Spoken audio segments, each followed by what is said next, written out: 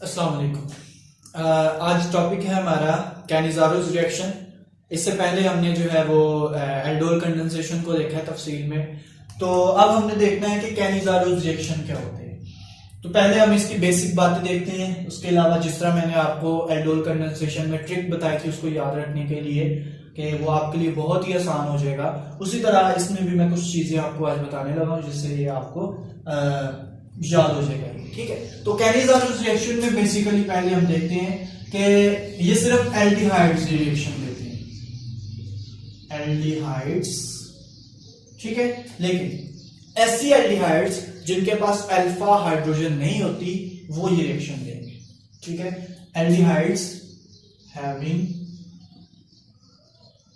No alpha hydrogen give this reaction।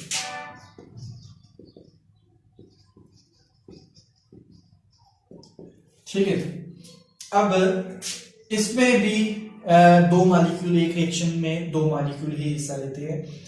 अब इसमें हम कहते हैं कि कैनिज़ारोस रिएक्शन में ये एक डिस्प्रोपोर्शनेशन रिएक्शन है, मतलब इस मॉलिक्यूल में, इस रिएक्शन में एक मॉलिक्यूल की ऑक्सीडेशन हो रही होगी और दूसरे मॉलिक्यूल की रिडक्शन हो रही होगी। ठीक है, तो इसको हम बोल देते हैं कि ये क्या है, डिस्प्रोपोर्शनेशन।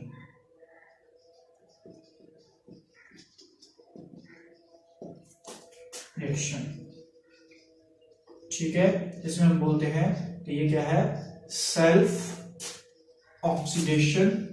ये मैं बताऊंगा आपको, self oxidation and reduction reaction.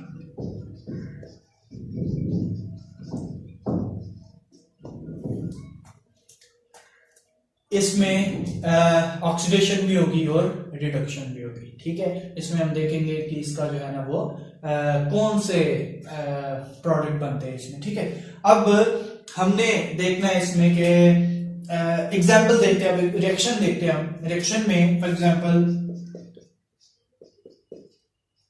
Methanol है,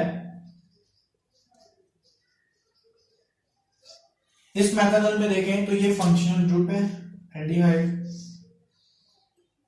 एल्डिहाइड के साथ पहली कार्बन अल्फा कार्बन और उसके ऊपर जो मौजूद हाइड्रोजन होती है वो अल्फा हाइड्रोजन होती है, जबकि इसके साथ कार्बन ही नहीं है अल्फा कार्बन, तो उसके ऊपर हाइड्रोजन भी नहीं है। तो ये हाइड्रोजन जो है ना, आपने इसको अल्फा हाइड्रोजन नहीं समझना। ठीक है, ये अल्फा हाइड्रोजन नहीं। अल्फा हाइड्रोजन क्या होती है, जो अल्फा कार्बन पे मौजूद होती है। ठीक है, जैसे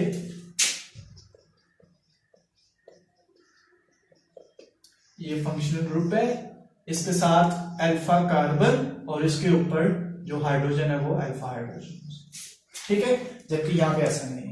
इसमें भी दो मॉलिक्यूल जो है ना वो आपस में रिएक्शन करेंगे और इससे अब यहां पे जो आपको बेस चाहिए ना, ये भी बेसिक कंडीशन में रिएक्शन होगा, लेकिन यहाँ पे अब डाइल्यूट बेस नहीं चाहिए, बल्कि आपको कदरे इसकी कंसंट्रेशन जो है ना वो ज्यादा चाहिए। अब तो आपको यहाँ पे तकरीबन 50% हम NaOH कह लेते हैं, तो NaOH यूज कर लेते हैं, इसकी कंसंट्रेशन ज्यादा होनी चाहिए। KOH कोई भी बेस यूज करें तो अब लेकिन स्ट्रॉन्ग बेस होनी चाहिए। ठीक है, तो अब ये रिएक्शन करेंगे तो दो तरह के प्रोडक्ट बनेंगे। एक हमें जो है ना वो अल्कोहलिक प्रोडक्ट मिलेगा। इसके भी रीजन मैं आपको बताता हूँ। यही चीज बेसिकली आपको समझानी है कि इसको आपने याद कैसे रखना है, इसका प्रोडक्ट आपने कैसे बनाना है। ठीक है, जिस तरह हमने एल्डोल कंडेंसेशन में किया था।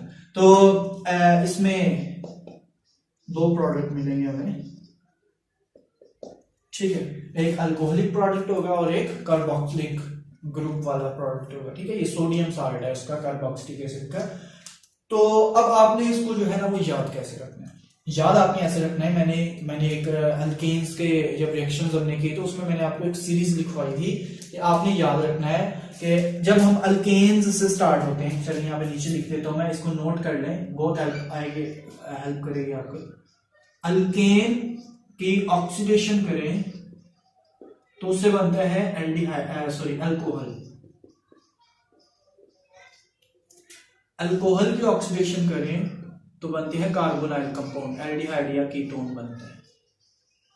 और एल्डिहाइड और कीटोन की ऑक्सीडेशन करें तो ये बनते हैं कार्बोक्सिलिक एसिड।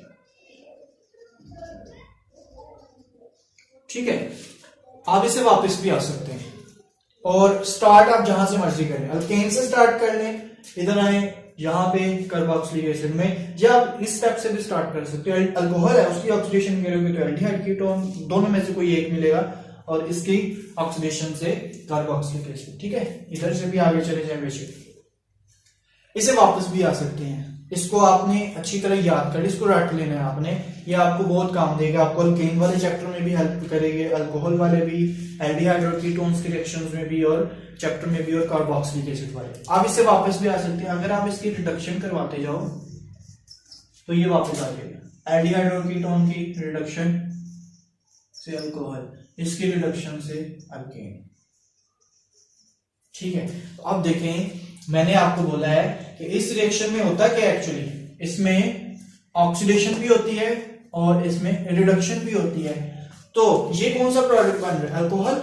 ये है हमारे पास क्या? एल्डिहाइड है। इसका मतलब है हम इस टाइम किसके इर्द गिर्द घूमेंगे? एल्डिहाइड और कीटोन्स। एल्डिहाइड की ऑक्सीडेशन करें तो कार्बोक्सिलिक एसिड, दोनों काम होने हैं। इसका मतलब है एक प्रोडक्ट में कार्बोक्सिलिक एसिड मिलना चाहिए, और इसकी रिडक्शन भी होती है इसी रिएक्शन में। ठीक है, ऑक्सीडेशन रिडक्शन, तो इसका मतलब है एक प्रोडक्ट हमें अल्कोहल भी मिलना चाहिए। ठीक है, ये डिपेंड करता है कि रिएक्शन अगर तो रुक जाता है तो फिर तो अल्कोहल तक ही रहेगा, अदरवाइज ये वापस अल्केन्स तक भी पहुंच सकता है। लेकिन यहाँ पे जो है ना रिएक्शन बस एक स्टेप तक ही रहता है, तो इसका मतलब है हमें इसीलिए दो प्रोडक्ट मिले हैं, क्योंकि इसमें ऑक्सीडेशन भी और रिडक्शन भी। तो हम प्रिडिक्ट कर सकते हैं कौन से प्रोडक्ट होंगे। कार्बोक्सिलिक एसिड जो है वो ऑक्सीडेशन के नतीजे में बनेगा, ये जब ऑक्सीडेशन हुई थी तब बना था।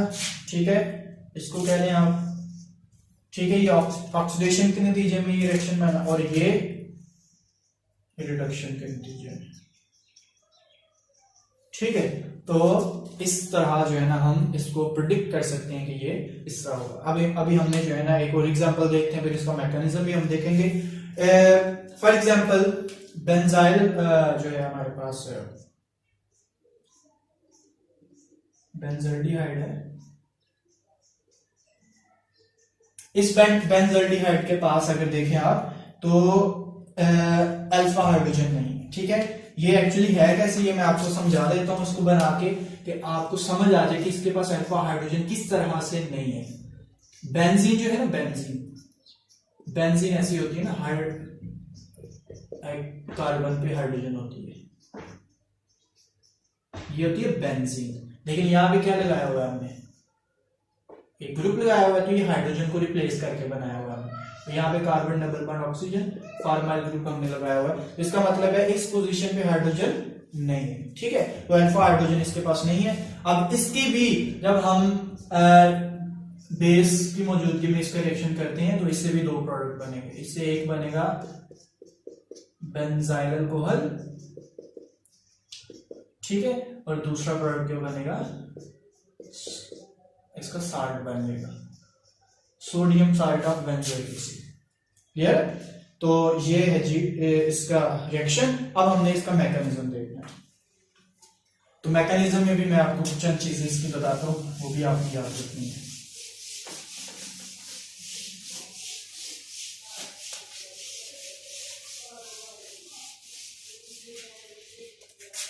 देखिए जी, अब मैकेनिज्म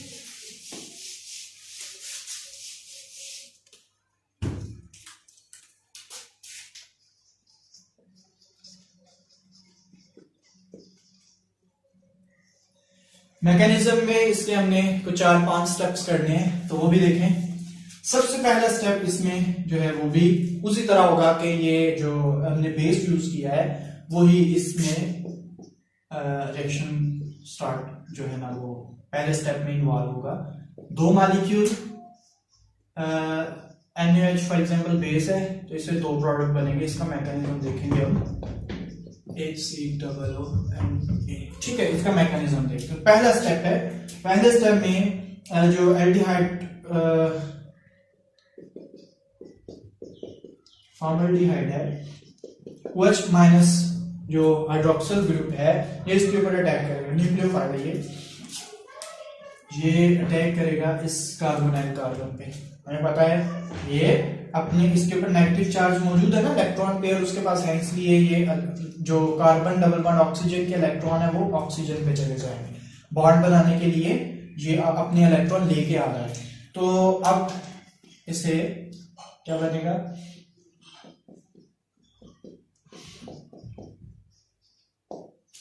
जी ऐसे ही है, यहाँ पे ये बन जाएगा हमारे पास आई हमारे पास आ गया।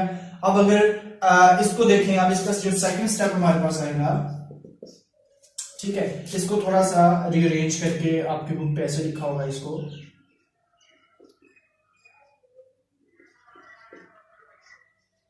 ठीक है, इस तरह करके लिखा होगा। तो हम इसको इसी तरह करके जो है ना इसको देते हैं।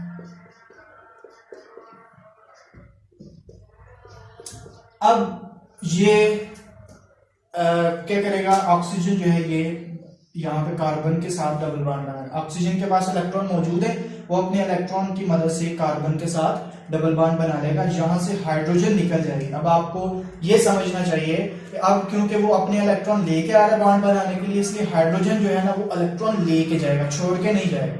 हाइड्रोजन इलेक्ट्रॉन तब छोड़ के जाता है जब कार्बन को इलेक्ट्रॉन चाहिए बॉन्ड बनाने के लिए। अब क्योंकि ऑक्सीजन अपने इलेक्ट्रॉन लेके आ रहा है बॉन्ड बनाने के लिए, इसलिए अब हाइड्रोजन अपने जो है वो इलेक्ट्रॉन साथ ले लेगा।